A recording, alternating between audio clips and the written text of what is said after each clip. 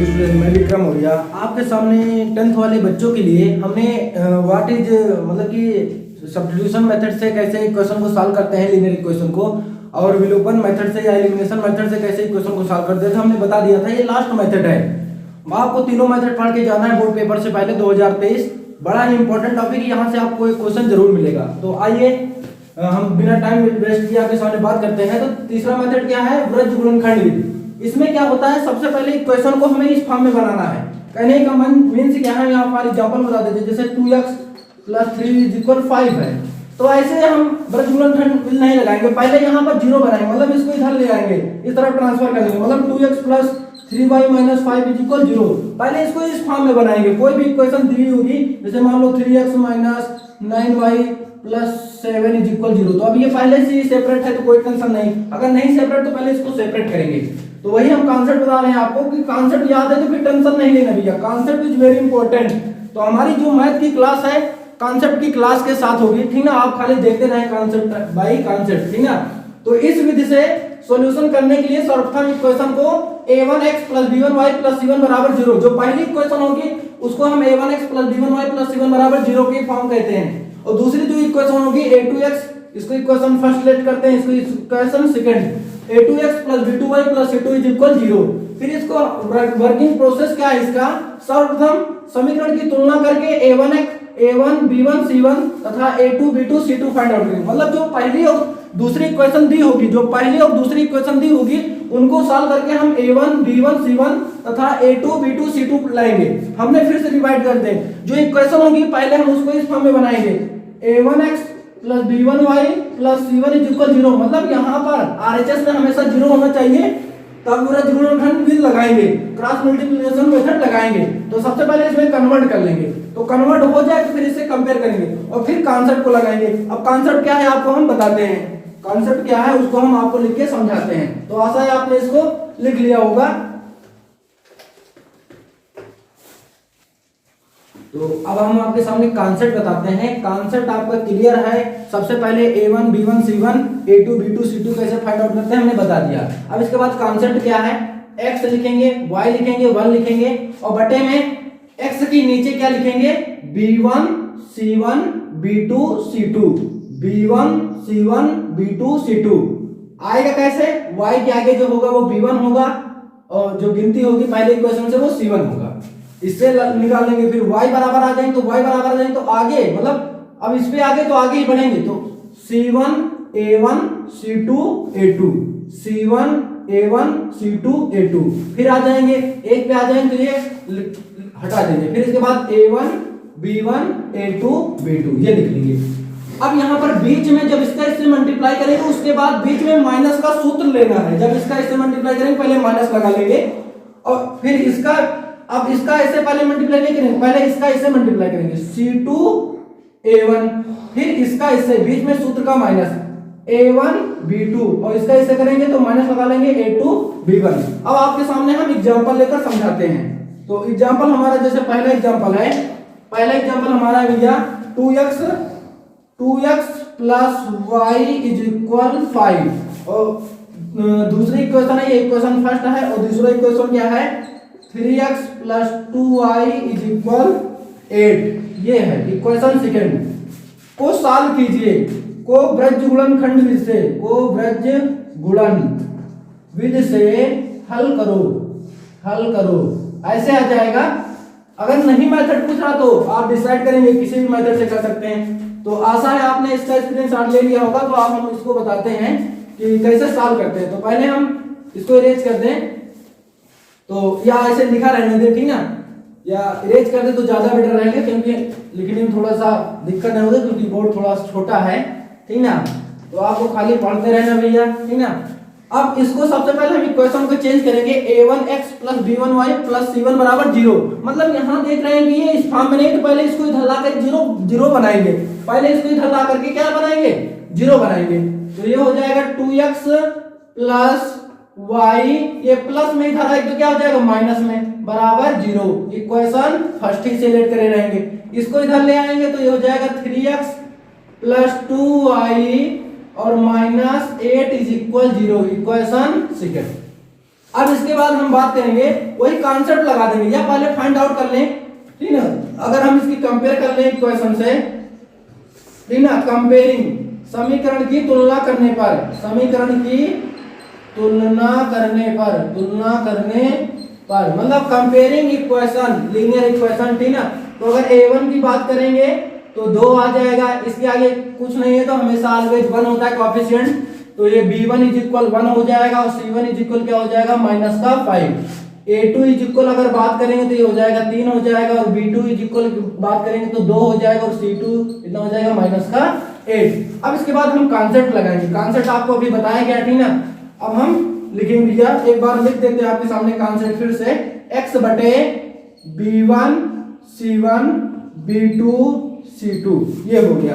अब इसके बाद y पे आ जाएंगे तो ये हो जाएगा c1 a1 c2 a2, फिर 1 पे आ जाएंगे तो ये हो जाएगा a1 b1 a2 b2, और तीर लगा दें या ना लगाएं आपकी प्रैक्टिस पे डिपेंड करता है। जैसे इसका इसमें, फिर इसका इसमें, इसका इसमें, इसका इसमें, इसका इसमें और इसका इसमें, खाली सेकंड वाले पोर्शन को थोड़ा याद रखेंगे।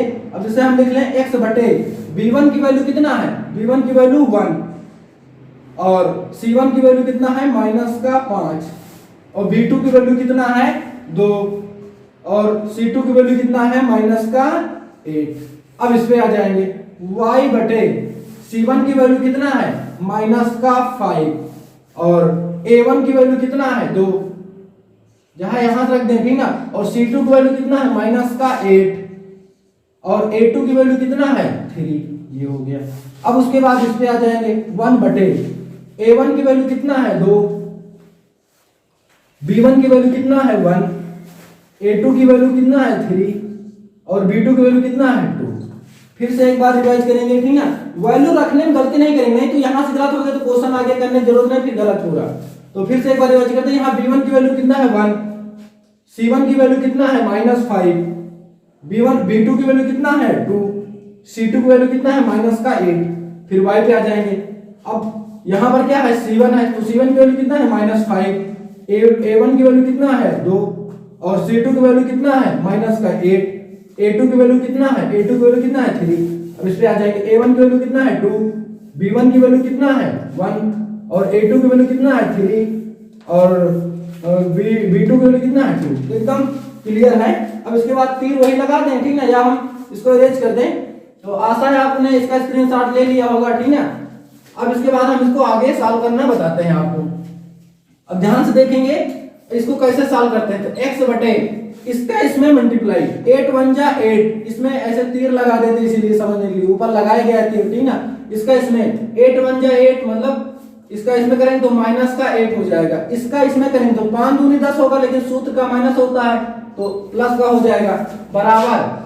अब यहाँ याद रखेंगे कि इसका इससे मल्टीप्लाई नहीं करेंगे भैया, कॉन्सेप्ट क्या याद रखना है, इसका इससे मल्टीप्लाई करना, कॉन्सेप्ट याद रखेंगे, इसका इससे मल्टीप्लाई, तो 8 दूनी 16, माइनस का 16 हो जाएगा, और इसका इसमें करें तो 3 बचे 15, प्लस का 15 हो जाएगा, ठीक ना, 3 बचे 15 प्लस का हो जाएगा। अब इसके बाद इस पे आ जाएंगे, इस पे आ जाएंगे तो हमारा हो जाएगा, इस पे आ जाएंगे तो इसका इसमें 2 दूनी 4, 2 दूनी 4, और 3 एकन्नम 2 दूनी 4, और 3 एकन्नम 3, वो भी किसका माइनस का, वो भी कितना आ जाएगा माइनस का।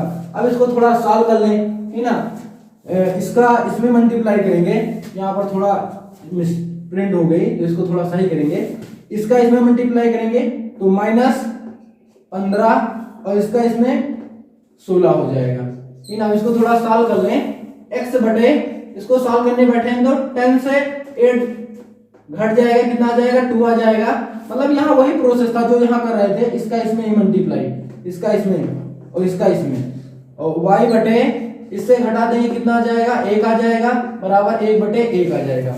अब बराबर करके सॉल्व कर लें, ठीक ना।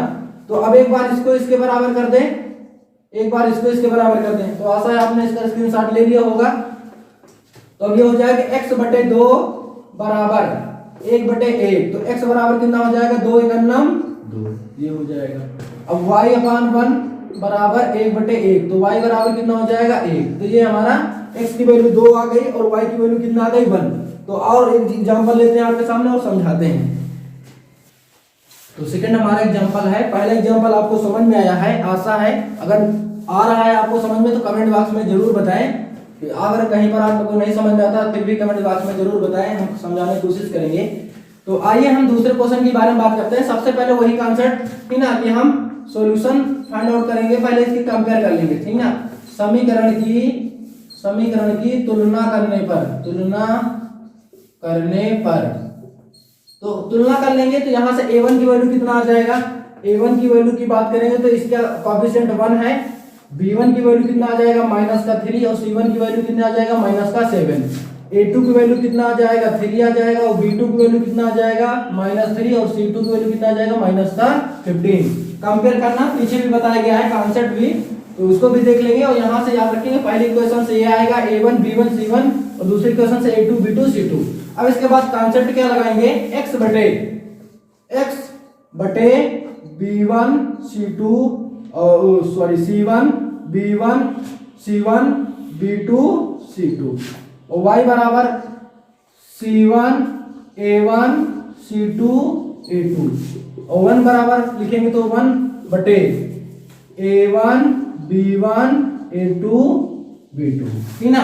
अब हम लिख लेंगे, फटाफट वैल्यू पुट कर लेंगे अच्छे से। x बटे तीर लगा देंगे, लगाना है, ठीक ना। कॉन्सेप्ट जब तीर आपको समझ में आ जाए तो हम डायरेक्ट कर लेंगे, ये तीर लगा देंगे समझने के लिए। अब वैल्यू पुट कर दें, b1 की वैल्यू कितना है -3, c1 की वैल्यू कितना है -7 और b2 की वैल्यू कितना है, b2 की वैल्यू कितना है -3 और c2 की वैल्यू कितना है -15, ठीक ना। अब y पे आ जाएंगे, y बटे c1 की वैल्यू कितना है -7, a1 की वैल्यू कितना है 1, c2 की वैल्यू कितना है, c2 की वैल्यू कितना है -15 और a2 की वैल्यू कितना है 3। ये रख दिए, वैल्यू पुट कर दिए। अब इस पे आ जाएंगे 1/a1 की वैल्यू कितना है 1, b1 की वैल्यू कितना है -3, a2 की वैल्यू कितना है 3 और b2 की वैल्यू कितना है -3। अब कैलकुलेशन कर लेंगे अच्छे से। तो आशा है आपने इसका स्क्रीनशॉट ले लिया होगा। अब हम ऊपर आपको बताते हैं इसको सॉल्व कैसे करते हैं। तो ये हमारा यहाँ कॉन्सेप्ट समझ में आया होगा आपके पास। अब इसके बाद हम बात करेंगे x बटे इसका, इसमें मल्टीप्लाई करेंगे तो माइनस माइनस प्लस हो जाएगा। 15 3 जा 45, 15 3 45, ठीक ना। इसका इसमें 7 3 21 और माइनस का सूत्र का, तो माइनस माइनस प्लस हो जाएगा, फिर माइनस का सूत्र ये हो जाएगा। अब इसके बाद इस पे आ जाएंगे इज इक्वल y बटे इसका इसमें 7 3 21 और इसका इसमें मल्टीप्लाई करेंगे तो 15 का नाम 15, लेकिन माइनस माइनस क्या हो जाएगा प्लस हो जाएगा, ठीक ना। और ये आ जाएगा 1 बटे इसका इसमें मल्टीप्लाई 3 1 जा 3, 3 का नाम 3 और इसका इसमें 3 3 का 9 और माइनस माइनस क्या हो जाएगा प्लस। ये अब इसी को अच्छे सॉल्व कर ले, गुणा भाग में गलती नहीं करेंगे, ठीक ना। कहीं पर अगर गुणा भाग में गलती हो जाती तो आपसे माफी मांगते हैं, ठीक ना। थोड़ा सा आप ध्यान दीजिएगा। इससे से घटा देंगे तो कितना आ जाएगा 24 और y बराबर आ जाएगा, इससे घटा देंगे तो ये आ जाएगा माइनस का 6। ये 1 बटे कितना आ जाएगा 9 में से 3 गए 6। अब इसी को अच्छे सॉल्व कर ले, आंसर हो गया, ठीक ना। अब एक बार इसको इसके बराबर कर दें, x बटे 24 बराबर 1 बटे 6, 6 चौको 24। तो x बराबर कितना आ जाएगा, x बटे 4 बराबर कितना आ जाएगा हमारा 1, ठीक ना। x बराबर ये, तो x बराबर कितना आ जाएगा 4 आ जाएगा। अब एक बार इसको बराबर कर दें तो y बटे -6 बराबर 1 बटे 6, 6 से 6 कैंसिल हो जाएगा तो y बटे -1 बराबर 1, तो y बराबर आ जाएगा -1। तो अब आपके सामने एक एग्जांपल हम देते हैं, आप उसको कमेंट्स बॉक्स में करके बताएंगे इसका आंसर कितना आएगा, ठीक ना। एक क्वेश्चन हम आपको दे देते हैं, इनको सॉल्व करके आप कमेंट बॉक्स में बताएंगे, नहीं आता तो फिर भी बताएंगे, हम उसको फिर से बता दिया जाएगा। 3x plus 2y is equal 8 और 8x plus 5y is equal 4। तो ये आप इनको सॉल्व करके इक्वेशन को इसी मेथड से क्रॉस मल्टीप्लिकेशन ब्रजगुणनखंड से हमको बताएंगे कमेंट बॉक्स में। नहीं आता तो फिर हम नेक्स्ट जब इससे हाई लेवल का मेथड लेकर आएंगे सेकंड डिवाइड में, तो उससे बेहतर तरीके से समझाने की कोशिश करेंगे। अगर आपको हमारा वीडियो सभी समझ में आ रहा है, ये तीनों मेथड आप पेपर से पहले 10th वाले बच्चे जरूर देख लें, जिससे उनको बेनिफिट मिले, 4 अंक में या 2 अंक में उनको एक क्वेश्चन जरूर मिल जाएगा। कभी कभी ऑब्जेक्टिव भी आता है आपकी, तो 2023 में 20 ऑब्जेक्टिव भी हुए हैं। तो आप हमारे चैनल को अपने दोस्तों के बीच में शेयर करते रहिए, जिसको उनको भी एक प्रॉफिट मिले, और हमारे चैनल को लाइक भी कर लीजिए, जिससे आपके पास सभी मतलब नोटिफिकेशन फर्स्टली पहुंच जाए। जय हिंद।